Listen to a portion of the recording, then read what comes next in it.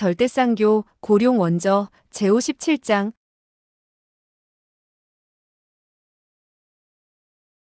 57. 의회 속의 의회. 소호하는 그 흑의인의 번개 같은 일장이 덮쳐오자 다시금 놀랐다. 그러나 당황함 속에서도 재빨리 일장을 뿜어내어 막으며 큰 소리로 외쳤다. 내 놈이야말로 강별하기 변장한 놈인데 감히 누구를 속이려 드느냐? 그 흑의인도 그와 똑같은 말로 외쳤다. 내 놈이야말로 정말 강별하기 변장한 놈인데 누구를 속이려는 것이냐? 그러자 소호하는 대노하여 더욱 큰 소리로 외쳤다. 내 놈이 강별하기 아니면 누구냐? 역시 흑의인도 똑같이 받았다. 내 놈이 강별하기 아니면 누구냐? 소호하는 눈을 굴리며 잠시 침묵을 지키다가 무엇인가를 생각해내고는 급히 큰 소리로 욕설을 퍼붓기 시작했다. 강별학, 이 악당 같은 놈아. 개만도 못하게 자기의 조상을 모독하다니. 너는 정말 인간의 탈을 쓴 짐승이다. 그는 강별하기 이름 있는 사람이기에 필시 자신을 욕하지는 못할 것이라고 생각하여 일부러 이렇게 욕설을 뿜어냈던 것이다. 그러나 뜻밖에도 그 흑의인도 똑같은 욕설을 퍼부었다. 강별학, 이 악당 같은 놈아, 개만도 못하게 자신의 조상을 모독하다니. 너는 정말 인간의 탈을 쓴 짐승이다. 소호하는 이 말을 듣자 껄껄 웃었다. 자기의 계획대로 들어맞아가기 때문이다. 내가 설사 내 놈의 본색을 드러나게 할 수는 없을 망정 내 놈 스스로가 내 자신을 욕하는 것을 들으니 10년 묵은 체증이 확 내려가는 것처럼 시원하구나. 하하하. 참으로 웃기는구나. 이 세상에 자기 자신을 욕하는 추잡한 인간도 있으니 말이다. 그 흑의인도 그와 같이 껄껄 웃으며 말했다. 내가 설사. 그 역시 소호아가 한 말을 한마디도 빠짐없이 되풀이했다. 이렇게 서로 욕설을 퍼붓는 그들은 보기엔 둘 다 강별학이 아닌 것 같았지만 분명히 그들 중 한 명은 강별학일 거라는 확신을 남궁류 등 그곳에 있던 사람들은 느낄 수 있었다. 그러나 누가 진짜 강별학인지 그들로서는 분간할 수가 없었다. 이때 모용산산이 입을 열었다. 강별학의 무공은 강남 무예계의 제1인자라 하는데 틀림없는 말이겠죠? 모용쌍이 그녀의 말을 받았다. 그렇다. 이들 중 무공이 더 뛰어난 자가 필시 강별학일 것이다. 그녀들은 다시금 입씨름이 한창인 흑의인과 소호아에게 눈길을 돌렸다. 그리고는 매우 유심히 그들이 행하는 무공을 바라보았다. 권과 발을 휘날리고 있는 그들은 비단 공력이 매우 깊었을 뿐만 아니라 초식 또한 극히 괴이하고 치밀했으며 변화 또한 엄청났다. 모두 절정의 고수들이었던 것이다. 소호하는 그녀들의 말을 듣고 자신의 실력을 감추고 싶었지만 한편으론 그러다가 상대방에게 당할까봐 실행할 수도 없었다. 흑의인도 당연히 그와 똑같은 생각을 했을 것이다. 그들은 한동안 격투만 할 뿐 여전히 승부의 판가름을 내지는 못했다. 그저 한 차례의 와지끈 우지직하는 소리가 연거푸 들려왔을 뿐이었다. 무슨 물건이든지 그저 그들의 권풍에 스치기만 하면 즉시 산산조각이 나는 것이었다. 그곳에 있던 사람들은 이 광경을 보고 놀라움을 금치 못했다. 심지어 그들의 권풍을 이겨낼 수 없다는 생각까지 들었다. 그들은 계속 싸움을 하면서 사당 밖으로 나왔다. 그리고는 점차 사당에서 멀어져 갔다. 그들은 둘 다 남에게 자신들의 정체를 밝히고 싶지 않았기 때문에 당연히 남궁류 등 사람들의 눈에서 벗어나고 싶었던 것이고 점점 멀어져 가는 것은 그들이 암묵적으로 합의한 사항이었다. 그들의 초식은 여전히 거센 것이었지만 사실은 둘 다 더 이상 결투하고 싶어 하지는 않았다. 이렇게 되자 둘은 약속이라도 한 듯 제각기 뒤로 곤두박질하며 동쪽과 서쪽으로 나뉘더니 즉시 몸을 감추었다. 그 흑의인은 도망하면서도 자신의 체면을 차리려는 듯 큰 소리로 외쳤다. 강별학, 오늘은 비록 너를 놓아주겠지만 훗날에 다시 내 손에 걸리면 절대로 용서하지 않겠다. 소호아도 도망가는 한편 큰 소리로 말했다. 강별학, 그것은 바로 내가 하고자 했던 말이다. 두 사람의 달아나는 신법은 모두 번개를 방불할 만큼 신속했다. 모용상 등이 쫓아왔을 때 그들은 이미 10여 장 달려나가 있었고 또 그들이 양쪽으로 갈라서 도망치기 때문에 더욱이 누구를 쫓아야 할지 몰랐다. 바로 이때 수풀 속에서 갑자기 한 인형이 달려나와 소어와의 길을 막았다. 그는 소어와를 가리키며 괴상한 웃음을 지었다. 이놈이 바로 강벼락이다. 이놈이 진짜 강벼락이란 말이다. 그의 얼굴을 본 소어와는 놀라는 한편 대노한 음성으로 말했다. 내 놈이 미쳤느냐? 그 사람은 다름 아닌 손인불릭이란 칭호를 받고 있는 백계심이었던 것이다. 백계심은 그의 앞을 막아서며 껄껄 웃음을 터뜨렸다. 미치기는 누가 미쳤다는 것이냐? 내 놈 강벼락이 정말 미친 모양이구나. 내 녀석은 살고 싶지 않느냐?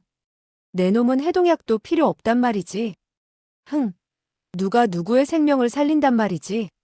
내 놈이 나에게 골탕을 먹였으니 당연히 나도 너에게 골탕을 먹여주어야 이치에 맞지 않겠느냐?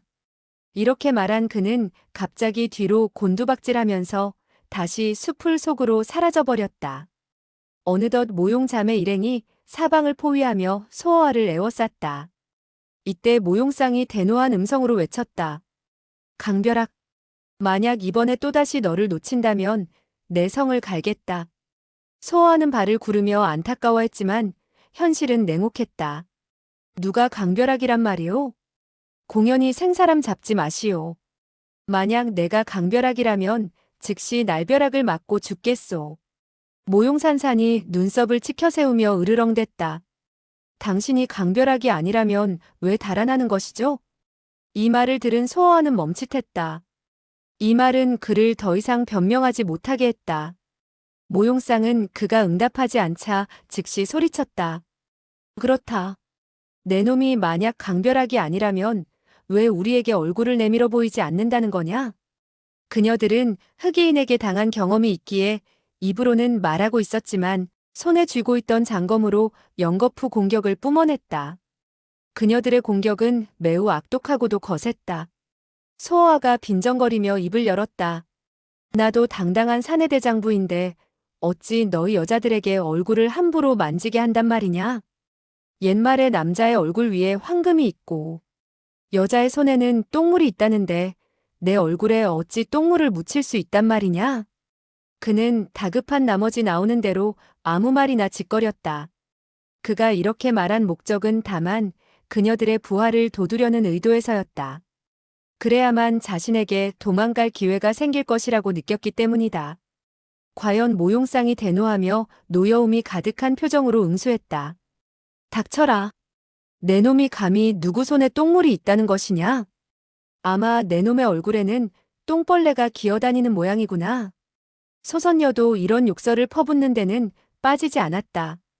내 놈이 그저 내 손에 걸리기만 해라. 당장 변소 안으로 집어넣어 줄 테니까. 그러나 소어와의 얼굴엔 다시 장난기가 가득한 웃음기가 어렸다. 설사 변소 안으로 빠져들어갈 망정 너희 여자들에게 얼굴을 만지게 할 수는 없어. 이때서야 그들은 그의 목적을 알아차렸다. 그녀들은 더 이상 그의 말에 대꾸하지 않았다. 다만 고인옥만은 매우 순진한 사람이었기에 여전히 그의 목적을 알아차리지 못하고 참다 못해 입을 열었다. 나는 여자가 아니니 나에게 조사를 받지 않겠습니까? 원래 당신은 여자가 아니었군요. 난 또 당신이 저 여인들의 여동생인 줄 알고 착각했잖아요. 소어와도 이렇게 말은 했으나 자기 말이 우스웠던지 웃음을 터뜨렸다. 그의 입가에 웃음기가 채 사라지기도 전에 쫙 하는 소리가 들려왔고 그의 상의 앞가슴 쪽이 찢어져 나갔다. 만약 그의 무공이 많이 진보되지 않았었다면 아마 그는 창자가 튀어나왔을 것이다. 그러나 그는 여전히 태연하게 계속 짓거렸다. 상대방을 미칠 지경으로 화나게 해야지만 자기가 살아나갈 희망이 있다는 것을 잘 알고 있는 까닭이었다. 그는 이미 목숨을 걸었기에 추호도 두려움이 없었다. 일이 이렇게 된 마당에 죽기 아니면 살기였다. 호랑이 굴에서도 정신만 차리면 살 수 있다는 옛말이 있지 않은가. 이때 그는 진검과 남궁류가 격투 속으로 끼어들지 않고 그저 옆에서 자기가 도망 못 가게 지켜보고만 있는 것을 알고는 다시금 웃음 띤 얼굴로 말했다. 무예계의 인물들은 모두 모용가의 사위를 부러워하고 여복이 많다고 하지만 내가 보기에 당신들은 곰보나 콧찡찡이에게 장가가는 것이 차라리 나았을 것이라 생각하오. 모용상은 그의 말에 대꾸하지 않으려 했지만 이 말을 듣자 참지 못하여 냉소를 터뜨렸다. 우리 모용자매가 곰보나 콧찡찡이보다 못생겼단 말이냐? 모용 집안 아가씨들의 아름다움은 자타가 공인하는 사실인데 내가 어찌 감히 못생겼다고 말하겠소. 하지만 모용 집안의 사위는 뭡니까? 여편네가 암탈같이 울고불고하며 남과 싸움을 하고 있는데 옆에서 보고만 있으면서도 감히 한마디도 못하니 말입니다. 그토록 여편네를 무서워한다면 무슨 재미로 이 세상을 살아간단 말이오? 만약 내가 모용 집안의 사위였다면 벌써 자살을 했어도 몇 번은 했을 것이오. 그가 이렇게 매우 재미있다는 듯 약을 올리는 동안 그의 어깨에 또다시 일검이 가해졌다. 비록 그 일검이 뼈를 상하게 할 정도는 아니었지만 겁날이 스쳐 지나가자 역시 긴 상처가 나타났고 붉은 피가 어깨를 완전히 적셨다. 침묵으로 일관하던 진검이 냉소를 터뜨렸다. 난 처음부터 너에게 협공하고 싶지는 않았었다. 그러나 내가 정그토록 원한다면 소원을 들어주지. 그는 말을 마치자마자 재빠르게 삼검을 뿜어냈다. 그의 그 삼검은 매우 거세고도 맹렬했다. 그것은 바로 모용자매의 부족한 점을 보충한 것이었다.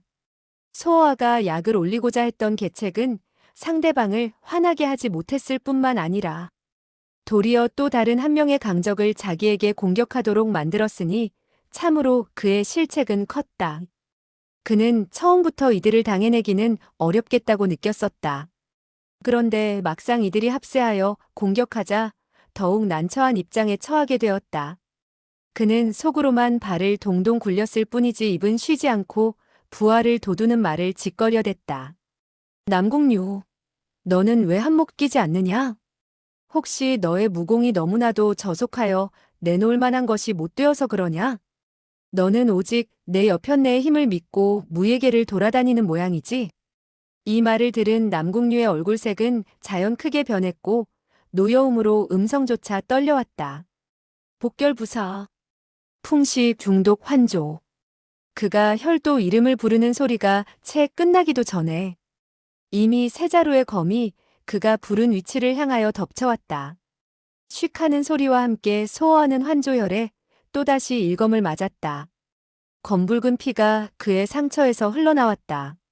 남궁류는 비록 몸이 허약해 남과 격투할 수는 없었지만 무예계에서 역사가 가장 깊은 남궁세가의 어린애라도 남보다 뛰어난 견식을 지니고 있는데 하물며 역대 독자인 남궁류였으니 실력은 말할 것도 없었다.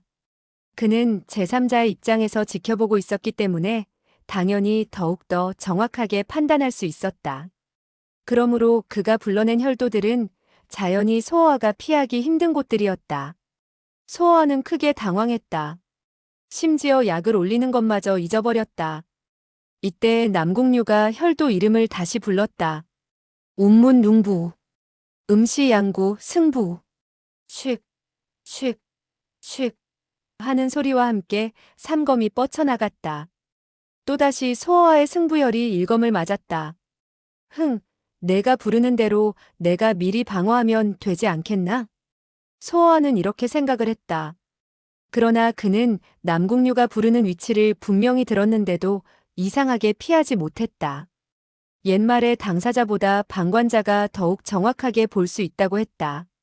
그러므로 장기나 바둑을 둘 때 훈수하는 것을 가장 싫어한다.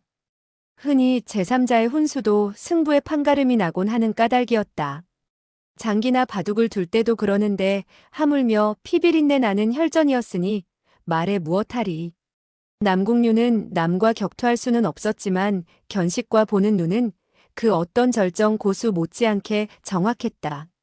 그는 소어아가 뿜어내고자 하는 초식을 환히 알 수 있었으니 그가 불러낸 위치는 당연히 소어아의 허점이었다. 이때 남궁류가 다시금 입을 열었다. 유문통곡. 부해귀래 용천. 그 용천열은 발바닥 밑에 위치한 것이었다.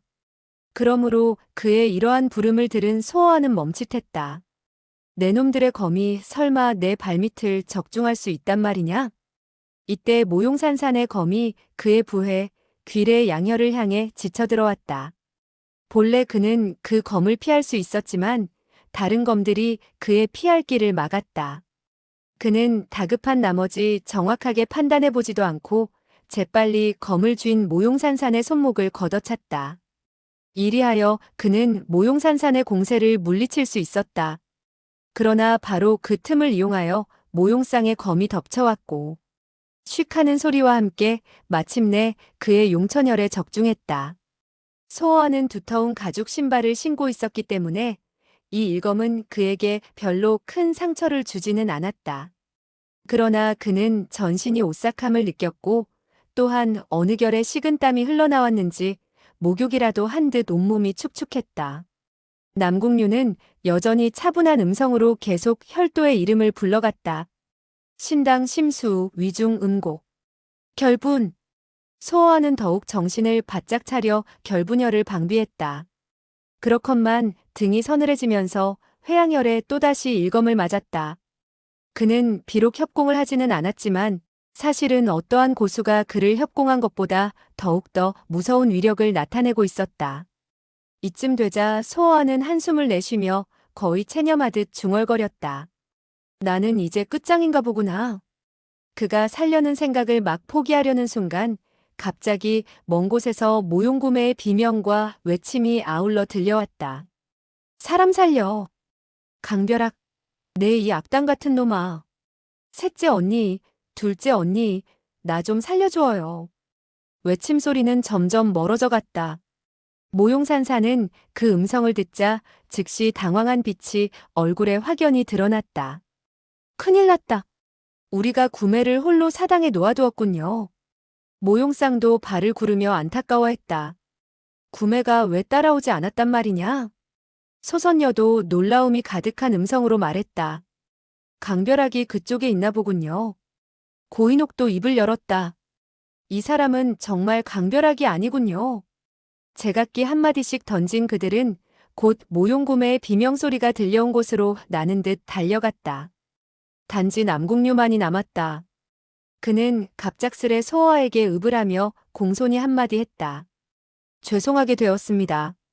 소어아의 입가에 쓰디쓴 미소가 번졌다. 천하의 공처가 중에서 당신이 아마 1인자일 것이요. 당신 같은 사람은 정말 어떤 여자와도 살 수 있을 것입니다. 그러나 남궁류는 조금도 화나지 않은 듯 엷은 미소까지 지어가며 말을 받았다. 귀하께서는 참으로 훌륭한 무공을 지니고 있군요. 마치 각 문파의 장점을 모아 새로운 자신의 무학을 창작한 것 같이 말입니다. 다만 초식을 뿜어낼 때 아직 미숙한 점이 있어서 가끔 허점이 생깁니다. 그것은 아마도 귀하께서 다른 곳에 신경을 쓰느라고 무학 방면에는 정신을 기울이지 못한 탓 같습니다. 후일 그 점만 고친다면 설사 내가 옆에서 훈수한다 해도 아무런 효과가 없을 것이요. 소어아는 그의 겸손한 교훈을 듣자 갑자기 멈칫하며 의아한 생각이 들었다.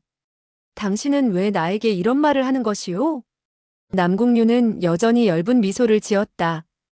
그것은 귀하께서 강벼락이 아닌 까닭이요.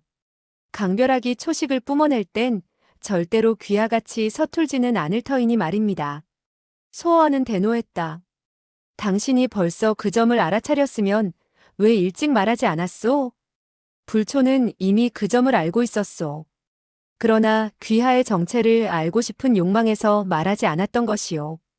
지금 구매가 또다시 강벼락에게 납치당했으니 당연히 그 욕망을 희생할 수밖에 없죠.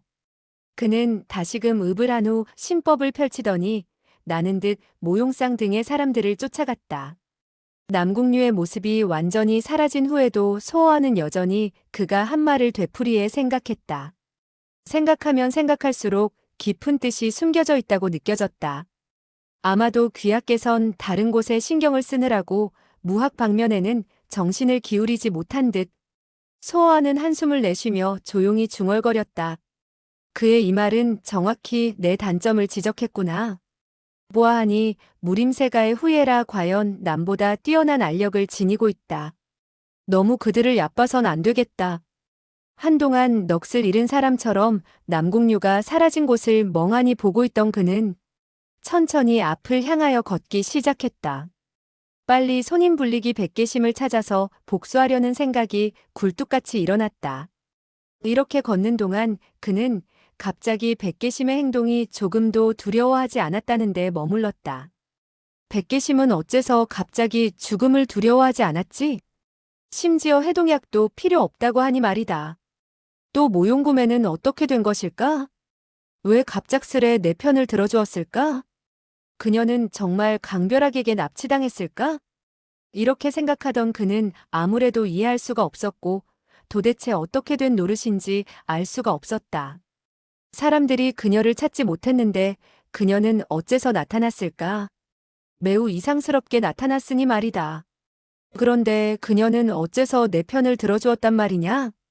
그녀가 만약 제정신을 차렸다면 나를 죽이기도 바빴을 텐데 어째서 나를 도와주었단 말이냐?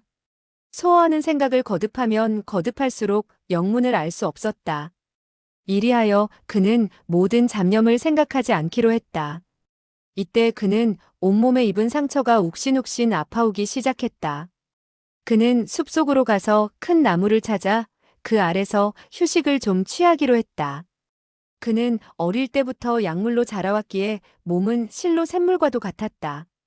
때문에 이 정도 상처쯤은 전혀 신경을 쓰지 않았다. 상처에서 비록 질식할 정도의 통증이 느껴져도 별로 걱정은 안 되었다.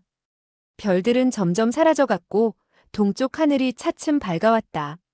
숲속에서는 새들의 노랫소리가 즐겁게 들려왔고 대지에는 한 가닥의 형용하기조차 어려운 평화스러움과 조용함이 마음의 안정을 가져다 주었다. 소호아는 두 눈을 감으며 낮은 음성으로 중얼거렸다.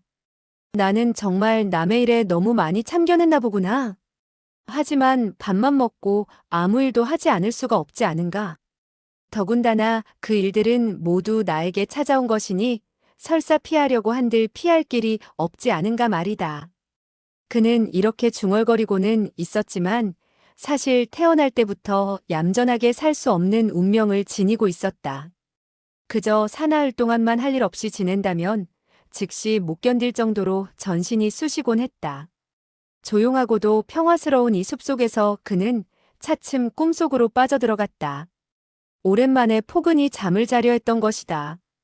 그러나 그는 휴식을 취할 운명이 아닌지 갑자기 외침소리가 그를 잠에서 깨어나게 했다. 소호아, 소호아, 당신은 어디에 있나요? 소호아는 재빨리 땅바닥에서 일어났고 쓰디쓴 미소를 지으며 혼잣말을 했다. 또 나에게 일이 찾아왔구나. 그런데 이 사람은 누굴까? 내가 숲속에 있는 것을 알고 있으니 말이다. 이때 그 사람의 외침소리가 다시 들려왔다. 소호아, 나는 당신이 숲에 있는 것을 알고 있으니 어서 나오셔요. 당신에게 중요한 이야기를 해드려야 해요. 왜 아직도 나오지 않는 거지요? 음성의 주인공은 모용구매 같았다. 소호아는 크게 기뻤다. 그는 만면에 희색이 가득했다. 만약 정말 모용구매라면 참으로 잘 온 것이다. 그렇지 않아도 그녀를 찾으러 갈 참이었자는가. 그는 기댔던 나무 위로 재빨리 몸을 숨겼다. 이때 산발한 채 아침 안개를 받으며 구름을 타고 내려온 여신같이 살며시 찾아온 여인은 틀림없는 모용구매였다. 소호아는 나무 위에서 내려와 그녀 앞으로 뛰쳐나왔다. 이봐. 모용구매는 두 손으로 가슴을 쓰다듬으며 매우 놀란 듯 두 눈을 동그랗게 떴다. 당신이 또 나를 놀라게 하여 기절시키려는 모양이지요? 소호아는 그녀를 유심히 바라보더니 웃음 띤 얼굴로 입을 열었다. 잠시 동안 보지 못했더니 소전은 더욱 아름다워진 것 같소. 모용구매는 더욱 애교 있는 미소를 지어 보였다. 잠시 동안 못 보았더니 당신도 역시 더욱 준수해진 것 같아요. 하! 모용구매도 그런 말을 할 줄 알고 또한 애교를 부릴 줄 알다니 참으로 기적이라 아니할 수 없군요. 여인이라면 모두 애교를 부릴 줄 압니다. 다만 여자들은 상대를 봐서 애교를 부릴 뿐이지요.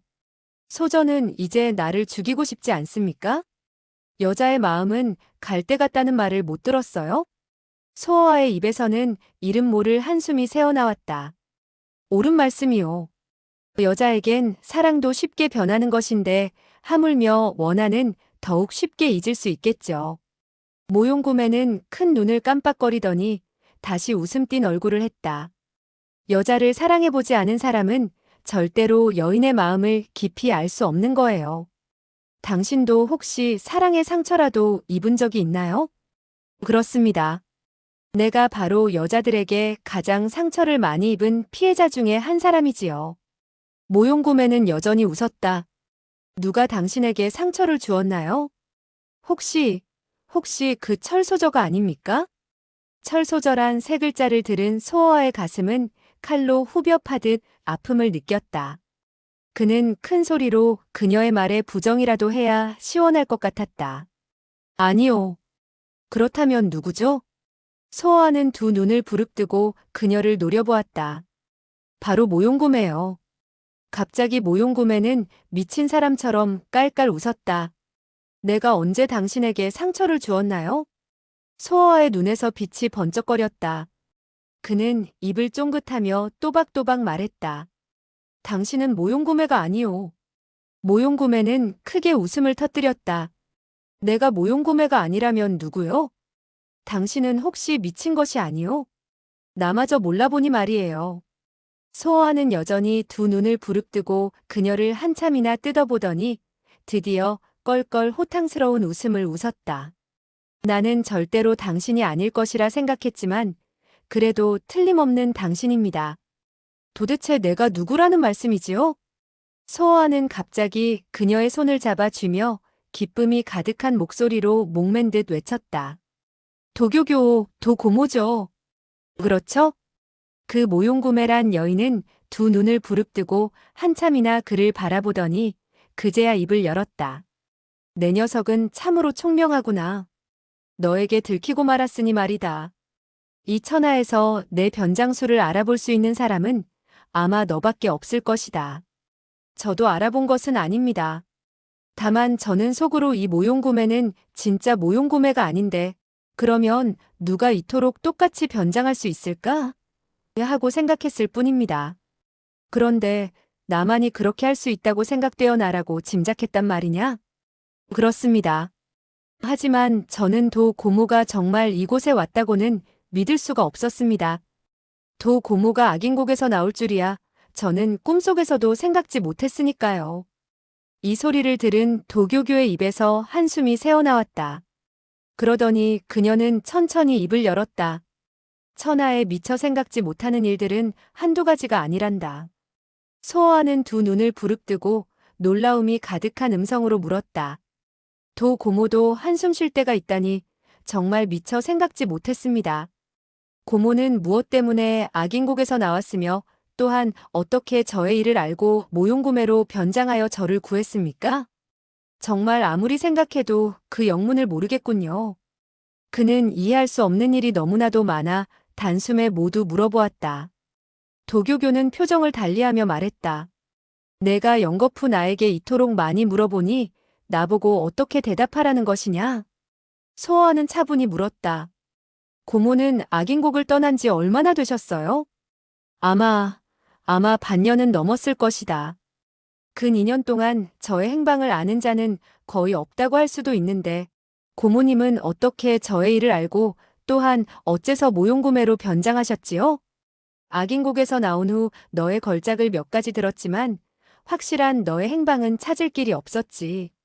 수소문도 해봤지만 여전히 너의 행방을 알 길이 막연했었어. 소어와는 매우 의기양양한 듯 눈을 깜빡거렸다. 물론 알 까닭이 없겠죠. 제가 만약 숨으려고 마음만 먹는다면 이 세상에서 저를 찾아낼 수 있는 사람은 아무도 없을 테니까요. 너를 찾으려고 그렇게 애를 써봤지만 결국에는 못 찾았지. 그런데 며칠 전 우연히 너를 만났지. 저와 만났다고요? 왜 저는 모르고 있었죠? 비단 너와 만났을 뿐만 아니라 심지어 너와 얘기도 나누어 보았는데. 소호와는 쓰디쓴 미소를 지으며 의아심이 가득한 음성으로 물었다. 참으로 이상하군요. 저와 말까지 했다니. 도교교는 깔깔거렸다. 너는 무척이나 흉악해졌더군. 두 눈을 부릅뜨고 마치 나를 잡아먹을 듯 했지. 나는 정말 너의 그 흉악한 눈초리가 무서워서 너를 가까이 하지 못하고 멀리 도망갔단다. 그녀의 이야기 속엔 다분히 과장된 말도 있었다. 그러나 소호와는 여전히 놀란 표정이다. 그러다가 문득 한 생각이 떠올랐다. 알았어요. 도 고모가 바로 내가 바로 나구 형제 집에서 일하는 그 멍청한 시녀였단다. 참으로 탐복했습니다. 그토록 똑같이 변장할 수 있었으니 말입니다. 저는 정말 그 멍청한 시녀가 고모인 줄은 미처 생각지 못했어요. 도교교는 소호와가 하는 것처럼 눈을 깜빡거리더니 그의 음성을 흉내내며 말했다. 당연히 미처 생각하지 못했겠지. 내가 만약 숨으려고 마음만 먹었다면 이 세상에서 누가 나를 찾아낼 수 있단 말이냐. 소호와는 박수를 치며 크게 웃었다. 훌륭합니다. 다행히 고모가 저로 변장하지 않았으니 망정이지. 저로 변장했다면 아마 저도 누가 진짜 강소호인지 분간하지 못했을 거예요. 그는 한참이나 호탕하게 웃었다. 그러다가 갑자기 웃음을 멈추고 정색을 했다. 하지만 그날까지 고모는 저를 만난 적이 없지 않습니까? 그렇다. 고모가 점이라도 치신다면 모르거니와 그렇지 않은 이상 제가 나구의 집에 갈 것이라 미리 알 수 없었잖아요. 안 그래요? 나는 신이 아닌데 어떻게 예측할 수 있었겠니? 그러면 고모가 어째서 그 멍청한 시녀로 변장하고 그곳에서 저를 기다렸습니까? 나는 너를 기다리기 위해서 그곳에 숨어 있었던 것이 아니야. 저를 기다리기 위한 것이 아니라면 왜 그곳에 숨어 있었단 말입니까? 도교교의 눈 속에서 갑자기 한 가닥의 흉악한 빛이 솟구쳐 나왔다. 나구 형제 때문에 내가 그곳에 숨은 것이다. 소호와는 그제야 깨달은 듯 흥미가 가득한 음성으로 물었다. 이제 알았어요. 고모는 그들 형제와 원한이 있죠? 그 속의 비밀을 너는 알지 못한다. 무슨 비밀이 숨겨져 있단 말입니까? 내가 이번에 악인곡에서 나온 것은 한편으로는 너를 찾기 위해서이기도 했지만 또 한편으로는 다른 두 사람을 찾기 위해서였어. 그들이 바로 고모님이 찾고자 하는 사람들입니까? 도교교는 그의 말에 응답하지 않고 화제를 돌렸다. 20년 전 10대 악인 중 5명이 악인곡으로 쫓겨 들어왔지. 그때 상황은 매우 위급하고 다급했기에 그들은 많은 중요한 물건들을 휴대할 겨를이 없었어. 소호와는 고개를 끄덕였다. 옳은 말씀입니다. 고모와 이숙부, 두백부. 몇 분들은 오랫동안 강호를 휩쓸고 다녔기 때문에 당연히 얻은 물건도 많았겠지요. 또한 고모와 아저씨들이 갖고 있는 물건들은 당연히 매우 진귀한 것들이었겠고요. 그렇다. 그렇기 때문에 우리도 그 물건들을 버리기가 매우 아까웠지. 하지만 우리가 그것을 휴대할 여유가 없었기 때문에 다른 사람에게 악인곡까지 운반해달라고 부탁할 수밖에 없었지. 그래서 누구에게 그 부탁을 했습니까? 너도 알다시피 우리들은 강호에서 친구라고는 전혀 없었다. 다만 10대 악인에 속하는 사람들만이 겨우 조금 통하는 점이 있다고 할 수 있을 뿐이었으니 말이다. 그 점에 대해서는 저도 잘 알고 있습니다. 도교교가 다시 말을 이었다. 그래서 우리들은 오직 남은 5사람에게 부탁할 수밖에 없었지. 그러나 그 광사 철저는 화가 나면 심지어 자기의 생명도 생각지 않는 사람이었기 때문에 그에게는 부탁할 수가 없었지. 그리고 손님 불리기 백계심은 비단 믿을 수 없었을 뿐만 아니라 이대취와 뼈에 사무친 원한을 지니고 있으니 더욱 그에게 부탁할 수 없었어.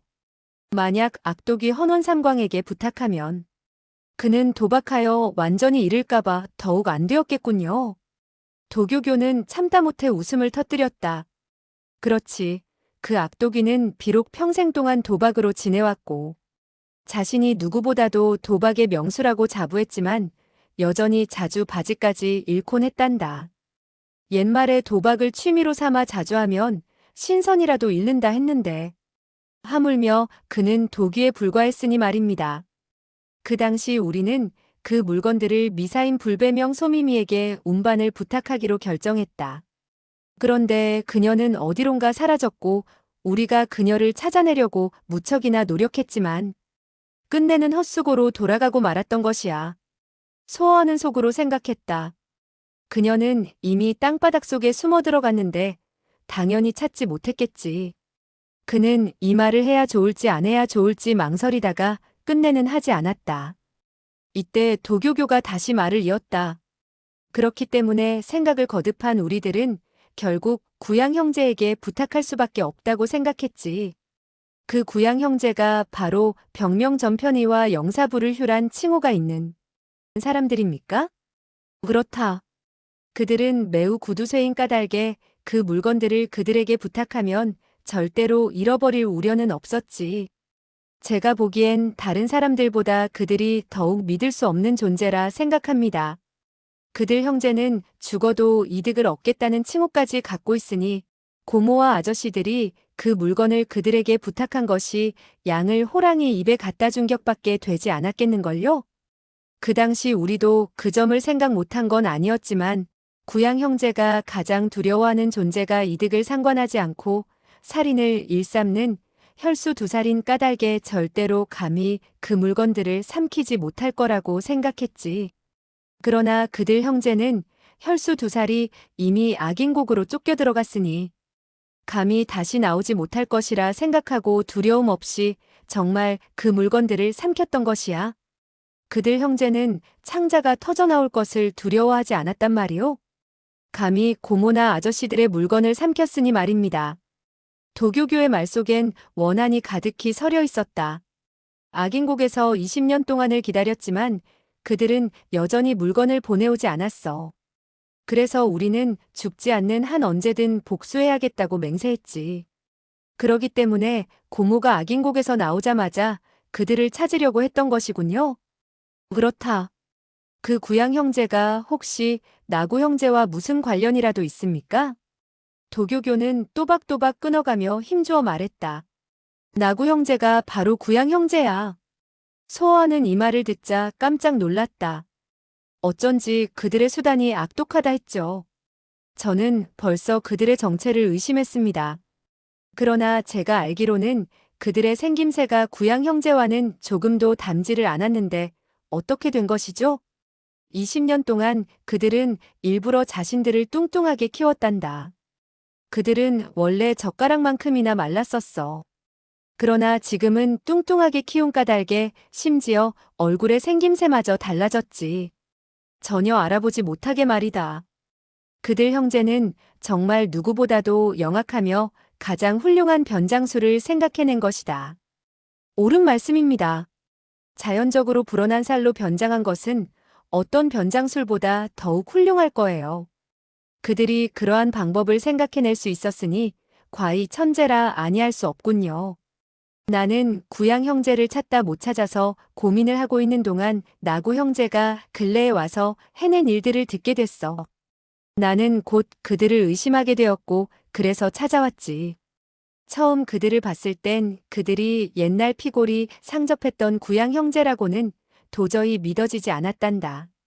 고모는 그래도 의심이 완전히 가시지 않았고 더욱 확실하게 조사하기 위하여 도교교가 그의 말을 다 듣지도 않고 중간에서 가로챘다. 그 시녀를 단칼에 죽여버리고 그 시녀로 변장했지. 고모 같은 총명한 사람이 멍청한 시녀로 변장하니 당연히 알아차릴 수 있는 사람이 없겠죠. 그동안 나는 그들이 바로 구양 형제란 것을 알아냈어. 다만 즉시 그들의 정체를 파헤치면 그들이 달아날까봐 경거망동을 못한 것이야. 더군다나 설사 그들을 잡을 수 있다 해도 그 물건들을 숨긴 장소를 말하지 않을까봐 기다릴 수밖에 없었던 것이야. 그래서 고모는 그 물건들을 숨긴 장소를 알 때까지 복수에 불타는 마음을 억지로 참는단 말씀이에요? 만약 내가 인내력이 강하지 않고 줄곧 지금까지 참아오지 않았다면 지금쯤 너는 이미 지옥으로 들어갔을 것이다. 그것만은 틀림없는 사실입니다. 다른 점은 제쳐놓고라도 고모가 그 멍청한 시녀로 변장하지 않았던들 어떻게 모용구매와 접촉할 수 있었으며 또한 어떻게 그토록 흡사하게 변장할 수 있었겠어요. 소어는 쓰디쓴 미소를 띄었다. 처음엔 그 정신착란을 일으킨 소녀가 모용구매라는 것을 알지 못했어. 그러나 의아심은 있었지. 그래서 할 일 없을 때마다 심심풀이로 그녀의 인피가면을 만들었단다. 그렇지 않았다면 방금 같은 짧은 시간 안에 변장 도구도 지니지 않은 내가 어떻게 그녀로 변장할 수 있었겠느냐. 소아는 눈알을 굴리며 뭔가를 생각하는 듯 하다가 갑자기 냉소를 터뜨렸다. 고모가 가면을 만든 것은 심심풀이가 아닐 것입니다. 그렇다면 내가 뭐 때문에 인피가면을 만들었다는 말이냐? 고모는 필요할 때가 되면 그녀를 없애고 그녀의 모습으로 변장하려고 하였죠. 그렇게 되면 그 나구 형제가 더욱 고모를 의심하지 않는 한편 고모가 조사하고자 하는 일이 더욱 쉽게 이루어질 수 있으니 말입니다. 과연 내 녀석의 머리는 비상하구나. 내 마음속의 일들을 완전히 파헤치고 말았으니 말이다.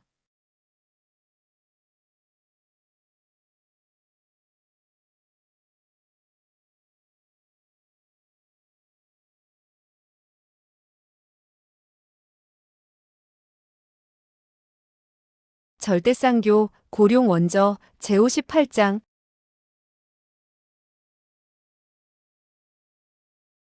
58. 괴인 동선생의 출현. 고모의 그 계획이 비록 치밀했지만 뜻밖의 제가 모용구매를 데려가는 바람에 모든 것이 수포로 돌아갔고 그 가면 또한 고모에게 여전히 가치를 잃었죠. 그러므로 고모는 폐물 이용격으로 심심풀이로 저를 살려준 것에 불과하죠. 내 녀석이 무슨 말을 그렇게 하느냐?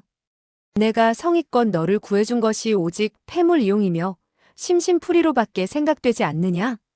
소어하는 웃음 띤 얼굴을 할 뿐 그녀의 말에 응답하지 않았다. 도교교는 그가 가만히 있는 것을 보자 다시 말을 이었다. 나는 너를 발견할 때부터 너에게 온갖 정신을 다 기울였어. 그 원인은 내가 구양 형제와 함께 있는 것이 필시 무슨 꽁꽁이 속이 있을 것이라 생각되었던 까닭이지. 어제 새벽 너와 흑지주가 모용구매에게 편지를 쓰라는 말도 나는 엿들었단다. 그녀는 애교가 가득한 웃음을 짓더니 다시 말을 이었다. 내가 밖에서 지켜주지 않았다면 아마 너희들은 벌써 구양 형제에게 들켰을 것이다. 소어는 깜짝 놀랐으나 겉으로는 여전히 태연한 체하며 웃음 띤 얼굴로 말했다. 설사 그들에게 들켰다 해도 그리 대수로운 일은 아니었습니다. 내가 공연히 도와줬나 보구나. 고모는 그 편지에 관한 내용을 들었기에 제가 사당에 갈 것이라고 생각하지 않았습니까? 도교교가 그의 말을 가로챘다. 그리고 나는 백계심을 만난 적이 있단다.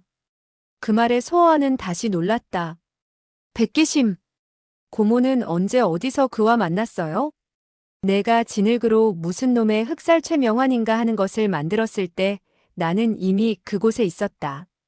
소어하는 의아한 표정으로 고개를 갸우뚱거렸다. 이상하다. 고모가 그 근처에 숨어 있는데 제가 왜 고모를 발견하지 못했을까요? 너의 지금 실력으로는 나를 충분히 발견할 수 있었지. 그러나 그 당시 나는 백계심과 마주 보고 있었던 까닭에 손짓으로 그 보고 외치고 떠들라고 했지. 너의 주의력을 분산시키기 위해서 말이다. 또한 그 당시 너는 자신의 실력에 도취되어 있었으니 어찌 다른 곳에 신경을 쓸 여유가 있었겠나? 어떠한 상황 아래서도 주의력을 기울이지 않으면 안 되나 보군요. 소어하는 잠시 말을 멈추었다가 불현듯 무엇이 생각난 듯 중얼거렸다. 어쩐지 방금 백계심이 저보고 해독약을 달라지 않는다 했지요. 그는 벌써부터 고모에게 그것이 진흙에 불과하다는 것을 들었군요. 제가 그에게 진흙을 독약이라고 먹였으니 그는 당연히 저에게 골탕을 먹이려 했겠죠. 화풀이를 하기 위해서 말입니다. 만약 이 우연한 일들이 이토록 정확하지 않았다면 아마도 오늘이 너의 제삿날이 되었을 것이다. 소어하는 정색을 했다. 그 일들이 보기엔 매우 우연한 것 같지만 사실은 모두가 인과응보입니다. 이러한 결과는 더없이 합리적이지요. 오직 골탕을 먹은 자는 강별하길 뿐이다. 누군가에게 골탕을 먹이려면 당연히 그와 같은 사람을 골탕 먹이는 것이 가장 재미있죠. 만약 성실한 사람을 골탕 먹일 것이면 차라리 집에서 발 닦고 낮잠이나 자는 편이 낫습니다. 한참이나 생각에 잠겨있던 도교교가 고개를 끄덕였다. 일리 있는 말이야. 나쁜 사람에게 골탕을 먹이는 것은 정이 좋은 사람에게 골탕 먹이는 것보다 재미있겠지. 더군다나 그런 자들에게 골탕을 먹인다 해도 그는 자신이 재수 없다고 생각할 뿐이지 절대로 떠들며 다니지는 못할 테니까. 누군가 서로 내가 그에게 골탕을 먹여주었다는 말을 듣는다 해도 오히려 너에게 탄복할 뿐이지. 결코 복수할 사람은 없을 터이니 말이다. 소어와의 입가엔 기쁜 웃음꽃이 활짝 핀 듯했다. 그러므로 고모도 저와 같이 그저 나쁜 사람에게만 골탕을 먹여주고 좋은 사람에게는 그냥 놓아두세요. 비단 남에게 골탕을 먹이는 것은 흥겨움을 느낄 수 있을 뿐만 아니라 남에게 복수를 당할까봐 숨어 살 필요도 없으니 이 얼마나 재미있는 일입니까? 이 한마디는 도교교를 축혀주는 말이기도 했지만 따끔한 충고이기도 했다. 소어와는 개면적은 듯 웃으며 말을 이었다. 그런데 고모는 도대체 무엇 때문에 악인곡에서 나왔습니까? 저는 여전히 알 수가 없군요. 도교교는 다시금 한숨을 내쉬었다. 천하에 미처 생각지 못하는 일이 한두 가지가 아니란다. 똑같은 말을 그녀는 두 번이나 계속했고 또한 할 때마다 한숨이 저절로 나오는 듯 했다. 소어와는 문득 뭔가 생각난 듯 급히 물었다. 혹시 악인곡에 무슨 예측할 수 없는 큰 사고가 발생한 게 아니에요? 누가 아니래. 그녀의 말은 거의 체념에 가까웠다. 소어와의 얼굴색이 크게 변하며 놀란 기색이 역력했다. 그 사고가 고모로 하여금 악인곡에서 나오게 했으니 필시 매우 엄청난 것이겠군요. 정말 매우 엄청난 사고였지. 소어와는 조급한 마음에 견딜 수 없어 다그쳐 물었다. 도대체 무슨 사고예요? 빨리 말씀해 주십시오. 도교교는 천천히 입을 열었다. 너는 이때 갑자기 쉭 하는 가벼운 소리가 들려왔고 따라 한 인형이 나뭇가지 위에서 뛰어내려오며 큰 소리로 외쳤다. 너희들이 이곳에 있는 줄도 모르고 내가 얼마나 찾았다고. 그 사람은 다름 아닌 흑지주였다. 소어와는 놀라운 표정이었으나 웃으며 말했다. 너로구나. 왜 이제야 왔느냐? 조금 전에 참으로 많은 재미있는 일들이 발생했었는데 너는 하나라도 구경했니? 하마터면 영영 너희들과 만나지 못할 뻔했다. 소어와는 그제야 비로소 그의 반짝거리던 비단 옷이 진흙으로 범벅이 되고 머리도 헝클어진 것을 보았다. 너는 어쩌다가 이 모양이 되었느냐? 흑지주는 원망스러운 음성으로 말을 받았다. 내가 나보고 전하라는 그놈의 편지가 아니었으면 무엇 때문에 이 꼴이 되었겠느냐? 그 편지가 어떻게 되기라도 했느냐? 내가 편지를 가지고 남궁류의 집에 막 도착했을 때 그 집에는 아무도 없었어. 그래서 나는 살며시 집 안으로 들어가 편지를 책상 위에다 놓았지. 그의 말이 끝나기도 전에 소어와는 벌써 안타까움이 가득한 표정으로 발을 굴렸다. 너는 무엇 때문에 집 안까지 들어갔느냐? 그저 편지만 집 안에 던져놓으면 되지 않았겠니? 그들이 데리고 다니던 시녀가 이미 남에게 잡아먹혔는데 자신의 거처를 아무나 드나들도록 소홀히 하는 사람이 어디 있겠어? 흑지주의 입가에 쓰디쓴 미소가 번져나왔다. 내가 너무 경솔한 탓으로 그 점을 미리 깨닫지 못했다. 내가 편지를 책상 위에다 놓자마자 갑자기 한 가닥의 긴 채찍이 나에게 휘날려왔고 내 손에 쥐어있던 편지를 빼앗아갔다네.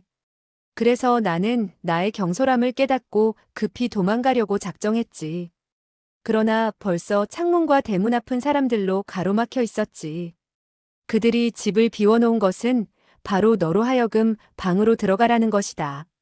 생각해봐라. 그렇지 않고서야 어찌 남궁류와 모용쌍이 사는 방을 남이 마음대로 드나들 수 있도록 놔둔단 말이냐? 흑지주는 소어와의 탓하는 소리에 크게 노했다. 나는 평생 동안 떳떳이 살아왔는데 그런 교활한 계책을 어떻게 알 수 있단 말이냐? 그래. 내가 잘못했다. 너는 성인군자라서 그런 속임수를 알 까닭이 없지. 흑지주는 그제야 비로소 화가 가라앉는 듯 다시 말을 이었다. 그 당시 나는 크게 당황한 나머지 그냥 뚫고 나가려 했지. 그러나 사방의 창문과 대문을 가로막은 자들은 모두 뛰어난 무공을 지니고 있었어. 특히 암기를 퍼붓는 수법은 더욱 절묘해서 비단 뚫고 나갈 수 없음은 물론 심지어 그들 손에 잡히기 일보 직전이 되었다네. 그들이 그 편지를 본 이상 당연히 너를 놓아줄 리 만무하지. 그런데 그들은 너의 정체를 알고 싶은 까닭에 너에게 중상을 입히지는 않았겠지. 나도 그들이 그저 내 정체를 알려고 할 뿐이지 나를 죽일 생각이 없다는 것을 눈치챘어. 그들의 암기는 나의 치명적인 위치에 가해지지는 않았어. 그렇지 않았다면 나는 벌써 그들 소나기에 들어갔을 거야. 모용가의 암기는 정말 소문대로 대단한 위력을 지니고 있었나 보구나. 그런데 너는 그들의 포위망 속에서 빠져나올 수 있었으니 그들보다 실력이 더욱더 뛰어났다고 할 수 있지 않겠는가? 그러나 흑지주의 입에서는 긴 한숨이 새어나왔다. 만일 나 혼자의 힘이었더라면 도망 나온다는 것은 어림도 없었다. 그렇다면 누가 너를 도와주기라도 했단 말이냐? 내가 그들에게 잡히기 바로 일보 직전에 갑자기 한 사람이 날듯이 집 안으로 들어왔지. 고인옥의 가전 신권도 무예계에서는 매우 알려진 것이고 나 자신의 무공 또한 뛰어났는데 그 사람이 그저 옷소매를 가볍게 흔들었을 뿐인데 고인옥은 벌써 나가자빠졌지. 이 말을 들은 소호와는 더욱 놀라지 않을 수 없었다. 그 사람은 도대체 누군데 그토록 뛰어난 무공을 지니고 있단 말이냐? 그처럼 뛰어난 무공을 난 평생 본 적이 없어. 심지어 꿈에서도 그토록 무서운 무공을 지니고 있는 사람이 있다고 생각하지 않았어. 내가 그토록 탐복하는 걸 보니 정말 무서운 무공을 지니고 있나 보구나. 그 사람은 그저 옷소매를 가볍게 몇 번 흔들거렸지. 그러자 암기들이 도리어 뿜어낸 사람들을 향하여 덮쳐갔어. 그들이 뿜어낼 때보다 더욱 거센 힘을 지니고 말이다. 그들은 모두 깜짝 놀라서 자기들의 암기를 피하기에 바빴지. 바로 그때 그 사람은 나를 겨드랑이 밑에다 끼고 밖으로 나는 듯이 솟구쳐갔어. 그렇게 말한 그는 부끄러웠던지 쓰디쓴 미소를 짓다가 말을 이었다. 그의 겨드랑 밑에서 나는 꼼짝도 할 수 없었지. 그때 그는 가볍게 몸을 솟구쳤는데 벌써 7, 8장 밖으로 날아갔다네. 구름을 타고 하늘을 나는 것 같았어. 너는 점점 더 신기하게 얘기를 해나가는구나. 이 세상에서 그토록 뛰어난 경신술을 지닌 자가 어디 있단 말이야? 흑지주는 정색을 하며 말했다. 지금의 너는 그 사실을 믿지 못할 테지만 심지어 친히 목격한 나까지도 내 눈을 의심할 정도였어. 너 자세히 생각해 보아라. 만약 그 사람이 놀라울 정도의 뛰어난 무공을 지니지 못했다면 어찌 나를 겨드랑이 밑에다 낄 수 있단 말인가? 옳은 말이야. 너를 겨드랑이 밑에 낄 수 있는 사람은 이 세상에 정이 없다고 볼 수 있지. 하지만 그는 분명히 그렇게 했는걸. 지금 너는 그래도 그가 누군지를 모른다고 하겠지? 듣고 있던 도교교가 갑갑한 듯 드디어 참지 못하고 끼어들었다. 그 사람이 어떻게 생겼지요? 흑지주가 응답했다. 그 사람의 몸집은 별로 크지 않았지만 굉장한 힘을 지니고 있었어. 나는 그에게 차 한 잔씩을 시간밖에 끼어다니지 않았는데 온몸이 마비된 듯 꼼짝도 할 수 없었어. 도교교는 그 사람의 몸집이 별로 크지 않다는 말을 듣고서야 숨을 돌릴 수 있었다. 소호와가 계속 다그쳐 물었다. 그의 얼굴은 어떻게 생겼나? 그의 얼굴에는 흉측한 청색의 구리가면이 가려 있었고 두 눈은 형용하기조차 어려운 음산한 빛이 도사리고 있었어. 심지어 배짱이 두둑하다고 자부한 나도 그의 얼굴을 단 한 번 바라보고는 더 이상 바라볼 용기가 나지 않았어. 등뼈가 오싹해지고 소름이 꽉 끼쳐 두 손은 식은땀으로 축축해졌지. 소호와는 그의 눈빛 속에서 아직도 놀라움과 공포에 질려 있다는 걸 발견하였다. 자신도 등줄기가 오싹함을 느꼈고 심지어 간담이 서늘해져 옴을 느꼈다. 도교교가 다시금 참다 못하여 끼어들었다. 그리고 그는 당신을 어떻게 했습니까? 그는 나를 껴안은 채 동산 위로 달려올라가 매우 큰 나무 위로 몸을 올리더니 그제야 나를 벌어진 나뭇가지에 놓았지. 그때 나의 온몸은 완전히 마비된 듯 꼼짝도 할 수 없었고 또한 감히 움직이지도 못했어. 그저 조금만 움직이면 떨어질까봐 말이다. 소아가 물었다. 그는 그때 어디에 있었느냐? 그 자신도 나뭇가지에 앉아 차디찬 눈초리로 나를 바라보고 있었지. 한마디 말도 없고 말이다. 그가 앉은 가지는 매우 연약한 것이라 갓난아기가 그 위에 앉는다 해도 부러질 정도였는데 그는 매우 편안한 것 같이 보였어. 그는 정말 괴상한 사람이구나.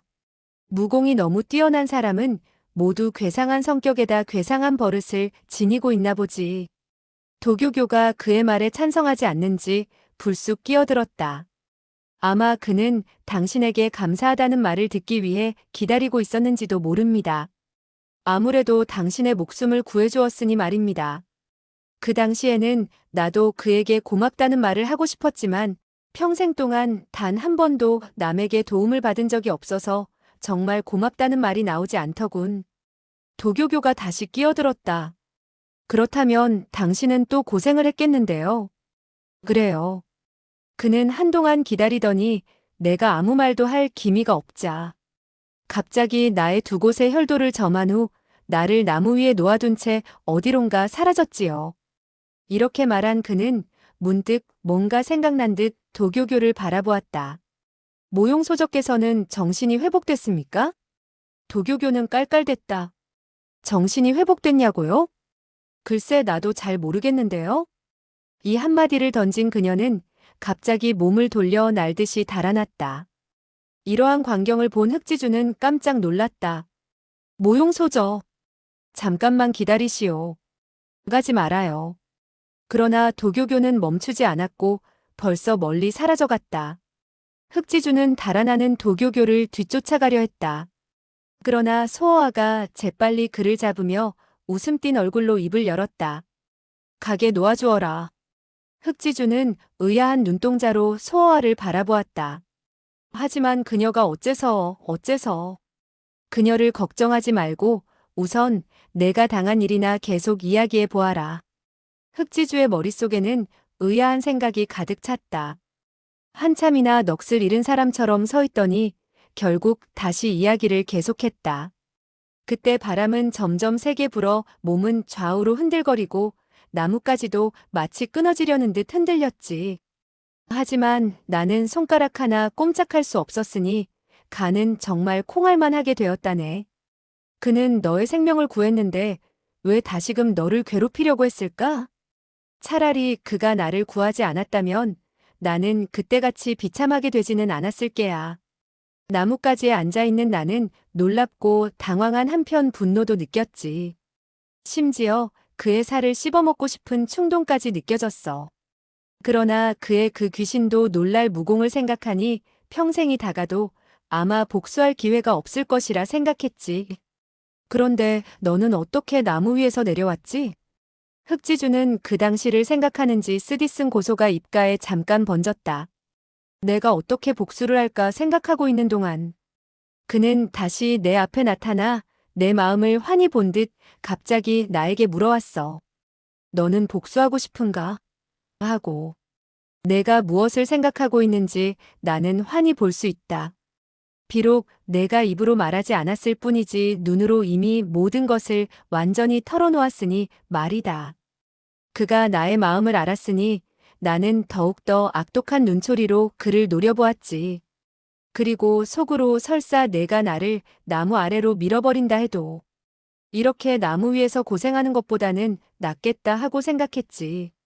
그런데 그는 밀기는커녕 도리어 나는 너의 생명을 구해주었는데 너는 어떻게 은혜를 갚을까 생각하지는 않고 미리 복수할 궁리만 하느냐 하는 것이었어. 참으로 묘한 사람이구나. 그 당시 나는 그의 물음에 말문이 막혔지. 원하는 비록 갚아야 했었지만 은혜도 아니 갚을 수는 없었지. 나 흑지주가 어찌 은혜를 잊고 신의를 저버리는 사람이 될 수 있단 말이냐? 오직 그의 무공이 그토록 뛰어났으니 비단 복수를 할 수 없었을 뿐만 아니라 심지어 은혜를 갚으려 해도 어떻게 갚아야 할지 막연했어. 어떤 때는 은혜를 갚는 것이 원한을 갚는 것보다 더욱 어려웠으니 말이다. 너의 그러한 생각이 아마 또 그 사람에게 들켰을 것이다. 과연 그는 또다시 내 마음속을 훤히 읽는 듯이 내가 말을 꺼내기도 전에 그가 먼저 너는 은혜를 어떻게 갚아야 좋을지 걱정하고 있느냐? 하고 물었어. 나는 그저 콧방귀를 뀌며 아무 말도 대답하지 않았지. 그때 그는 또다시 입을 열었어. 너는 다른 사람을 위하여 편지를 전해줄 수 있는데 나를 위해서도 편지를 전해줄 수 있겠는가? 나는 결국 참다 못해 그에게 물었지. 그저 내가 당신을 대신하여 편지를 전해주기만 하면 은혜를 갚는 것이요? 그는 놀랍게도 고개를 끄덕이며 품에서 편지를 한 장 꺼내어 나보고 누구에게 전해주라는 것인지 내가 어디 한번 맞춰보아라. 나는 모르겠다고 대답했지. 그러자 그는 나보고 그 편지를 화무결에게 전하라고 하더군.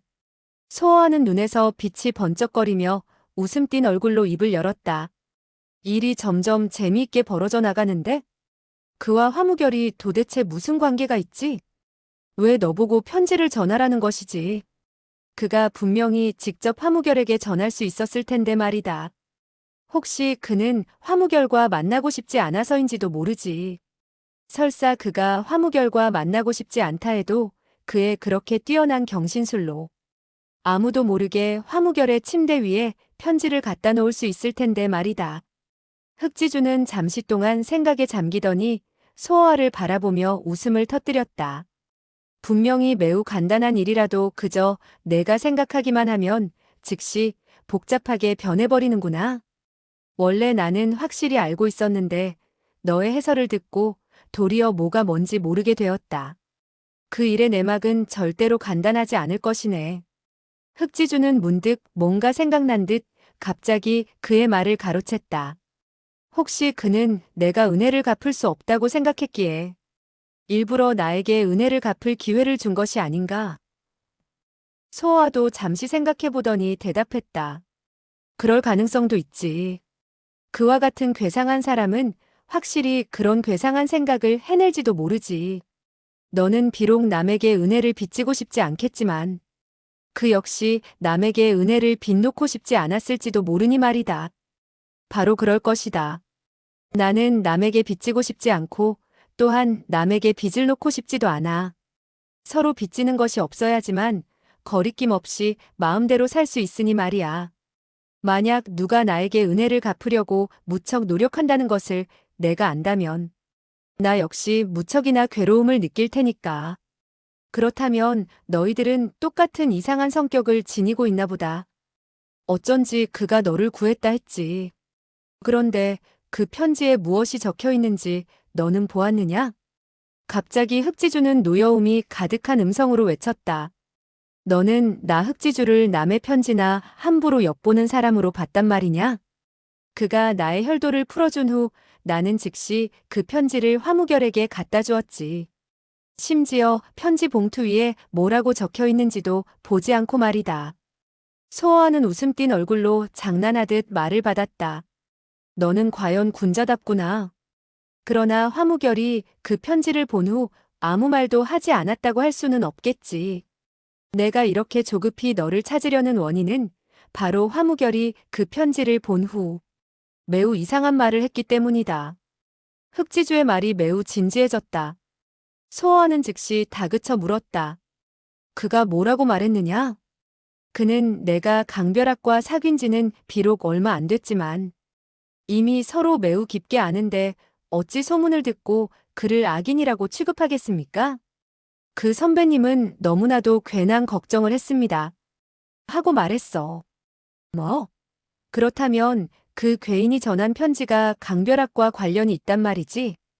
듣자 하니 화무결로 하여금 강별학이 좋은 사람이라고 믿으라는 것 같구나. 바로 그거야. 소어하는 눈썹을 잔뜩 찌푸렸다. 그 괴인이 도대체 누구란 말인가? 왜 강별학을 도와주려는 것이지? 화무결이 그러한 말을 하자 나는 즉시 그 선배님은 누구입니까? 하고 물어보려 했어. 하지만 화무결은 이미 먼저 나에게 물었지. 그 댁은 그 선배님을 친히 봤으니 참으로 영광이라 할 수 있습니다. 그런데 그분이 어떻게 생겼는지를 모르겠군. 그분은 얼굴에 혹시 청동 가면을 쓰고 있지는 않았습니까? 화무결도 그를 만난 적이 없었나 보구나. 그런 모양이야. 화무결은 그를 만난 적도 없는데 어찌 그의 말을 믿을 수 있단 말이지? 본시엔 나도 매우 이상하다고 여겼지만 나중에야 비로소 화무결이 강호에 발을 들여놓기 전에 이화궁 공주가 그에게 당부하기를 훗날에 만약 동선생이란 사람을 만나면 절대로 그의 말을 어겨서는 안 된다고, 또한 그 동선생이란 분이 무슨 말을 하든 간에 모두 믿어야 한다고 말했다더군. 그 괴인은 동선생이란 이름을 지니고 있구나. 참으로 그의 사람됨과 똑같은 괴상한 이름이로구나. 이화궁 공주가 또 말하기를 그 동선생이란 사람은 이 세상에서 가장 훌륭한 기인이라 하고 무공은 더욱 천하제일이라 했다는군. 심지어 이화궁 공주 자신마저 자기가 그 동선생에 비하면 아득히 떨어진다고 했단 말이야. 소호와의 얼굴색이 또 크게 변하며 놀라운 음성으로 물었다. 이화궁 공주같이 오만불순한 사람도 그런 말을 할 줄 안단 말인가? 만약 이화궁 공주마저 그에게 탐복했다면 그 동선생이란 작자의 무공은 확실히 무서울 정도로 뛰어나겠군. 흑지주는 한숨을 쉬어가며 말했다. 그러므로 그 동선생이란 작자가 강별학을 도와주고 있는 이상 내가 강별학을 이기는 것은 도저히 불가능하다고 할 수 있지. 소호와는 눈썹을 찌푸리며 잠시 동안 생각에 잠기더니 갑자기 얼굴을 달리하며 자기의 추리를 내세웠다. 내가 보기엔 그 동선생이란 작자가 필시 강별학을 도와주지 않을 것이라 생각되는데, 만약 그가 친히 도울 생각이 있었다면 절대로 화무결에게 그러한 편지를 띄우지는 않았을 터이고 더욱 너보고 갖다 주라고 하지도 않았을 것이다. 그러나 화무결은 그 동선생의 말을 완전히 들었으니 필시 끝까지 강별학을 도와줄지도 몰라. 그와 같은 인물이 강별학을 도와주고 있는 이상 너는 골치를 꽤나 썩힐 것이다. 그렇건만 소호와는 아무렇지도 않은 듯 담담히 웃으며 말했다. 그리 대수롭지도 않아. 흑지주는 두 눈을 부릅뜨고 한참이나 소호와를 바라보더니 갑자기 한마디를 던졌다. 잘 있거라. 그의 이러한 말을 들은 소호와는 급히 놀라며 물었다. 어디로 갈 작정이냐? 비록 은혜는 갚았지만 원하는 아직 갚지 않았다. 이 말이 떨어지자 소호와는 더욱 놀라서 물었다. 너는 그 동선생을 찾아서 복수할 셈이냐? 왜? 그러면 안 되나? 하지만 그의 무공이 나보다 뛰어나기에 나는 그것을 두려워하여 복수도 못한단 말이지. 흑지주가 약한 자에게만 강하고 강한 자에게는 약한 사람인 줄 알았는가 말이다. 아무리 그래도 너는 분명 그의 상대가 될 수 없잖느냐? 흑지주는 큰 소리로 외쳤다. 상대가 되지 않는다고 물러설 내가 아니다. 기껏해야 목숨 하나 잃을 뿐이지. 누구도 나 흑지주를 함부로 나무 위에 매달 수는 없다. 적어도 나는 그를 편안히 지내게 하지는 않겠어. 하고 외치면서 그의 몸은 이미 먼 곳으로 사라져갔다. 소호와는 쓰디쓴 미소를 그의 등 뒤에 쏘아보냈다. 이 녀석의 성질이 정말 개똥보다 더럽고 바위보다 더욱 단단한 고집불통이구나. 하지만 저 녀석의 귀여운 점이 바로 그런 점 아닌가. 지금 소호와에겐 또 다른 세 가지의 이해할 수 없는 일이 있었다. 첫째, 진짜 모용구매는 어디 갔단 말이냐? 둘째, 악인곡에서 도대체 무슨 엄청난 일이 발생했단 말인가? 셋째, 동선생이란 작자는 누구이며 강별학과 무슨 관련이 있고 또한 왜 강별학을 착한 사람이라고 말했을까? 이때 날은 이미 완전히 밝아 있었다. 소호와는 얼굴에 쓴 가면을 벗었다. 날이 밝은 상태에서 이대추의 얼굴로 남과 만나고 싶지 않았던 것이다. 그는 머리를 쓰다듬으며 수풀 속에서 걸어 나왔다. 그 문제들은 정말 그를 골치 아프게 했다. 그는 천하제일의 총명한 사람이 되는 것이 실로 쉬운 일은 아니라는 것을 새삼 깨달았다. 그는 고개를 갸우뚱거리며 쓰디쓴 미소가 번진 얼굴로 중얼거렸다. 누가 만약 천하제일의 총명한 사람이 되고 싶다면 아마 그는 바로 천하제일의 멍청한 놈일 것이다. 큰 길에는 행인들이 점점 많아졌다. 그런데 10중 8구는 모두 동쪽으로 가고 있었다.